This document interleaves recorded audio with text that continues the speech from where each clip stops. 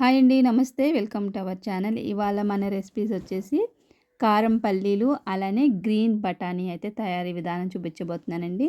Time పాస్‌గా తినడానికైతే చాలా బాగుంటాయండి ఈ పల్లీలు, అలానే గ్రీన్ బఠానీ. ఇప్పుడైతే ఇంకా తయారీ విధానం చూసేద్దాం. ఇక్కడైతే నేను బాబుకి హాస్టల్‌కి పంపించడానికి కోసం అనేసి కొన్ని ఎక్కువనే చేస్తున్నానండి.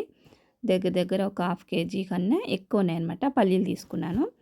వీటిని ఆయిల్ లేకుండా ముందైతే పెన్నంలో వేయించేసుకుందాం. ఫస్ట్ ఒక 2 నిమిషాల పాటు హైలో పెట్టండి పల్లీలు వేసిన వెంటనే. తర్వాత వచ్చేసి కొంచెం సిమ్లో పెట్టుకొని బాగా లోపల వరకు వేగేటట్టు వేపుకోవాలన్నమాట. సిమ్లోనే వేయించుకోవాలి ఫస్ట్ 2 నిమిషాల పాటు. ఎందుకంటే అన్ని పెనం వేడెక్కాలి, అలానే పల్లీలు కూడా కొంచెం వేడెక్కాలనేసి 2 నిమిషాలు హైలో పెట్టుకొని తర్వాత సిమ్లో పెట్టేసుకోమన్నాను.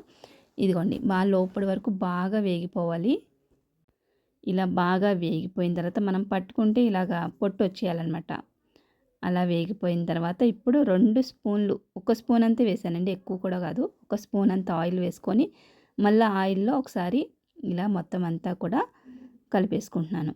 ఆయిల్ అంతా కూడా పల్లీలకి పట్టేటట్టు మొత్తం అంతా కూడా కలిపేసుకొని ఇదిగోండి ఇప్పుడు కొద్దిగా సాల్ట్ కూడా వేస్తున్నాను. సాల్ట్ వేసిన తర్వాత మనకి కారం ఎంత తింటారో దాన్ని బట్టి చూసుకొని వేసుకోండి. ఇక్కడ నేనైతే కొంచెం ఎక్కువనే వేస్తున్నాను. ఈ కారం అంతా కూడా పల్లీలు పట్టుకోవాలన్నమాట. అందుకని ఆయిల్ వేసాను. చాలామంది ఏంటంటే డీప్ ఫ్రై చేసి కారం అన్నీ కలుపుతారు. నేను డీప్ ఫ్రై చేయలేదు. ఇక్కడ వచ్చేసి కొంచెం చాట్ మసాలా కూడా వేసానండి. వేసుకొని మొత్తం అంతా కూడా కలిపేసేయండి. మీ దగ్గర ధనియాల పొడి ఉంటే ధనియాల పొడి, లేదంటే చాట్ మసాలా ఏదైనా వేసుకోవచ్చు.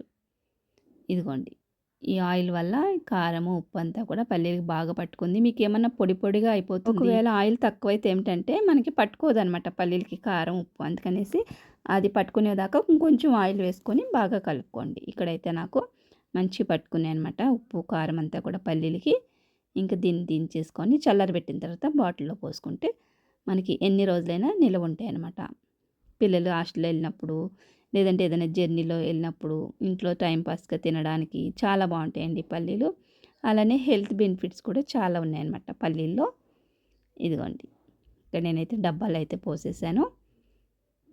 ఇలా మనం బాగా చల్లారబెట్టిన తర్వాత డబ్బాలో వేసుకోవాలి.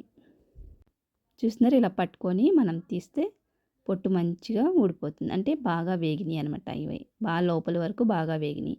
ఇప్పుడు వచ్చేసి గ్రీన్ బఠానీ తయారీ విధానం అయితే చూపించబోతున్నానండి. ఇవి కూడా చాలా బాగుంటాయి. వీటిని ఏంటంటే మనం ఎక్కువ మిక్చర్లో చూస్తూ ఉంటాం కదా. ఇక్కడైతే నేను పచ్చి బఠానీ, మనకు రైతు బజార్లో దొరుకుతుంటాయి కదండి, పచ్చి బఠానీ తెచ్చేసుకొని వీటిని శుభ్రం చేసుకోవాలండి. దీనిపైన కలర్ వేసేస్తూ ఉంటారు వాళ్ళు, అందుకే శుభ్రం కడిగేసుకొని నీళ్ళన్నీ వాడిపోవాలన్నమాట.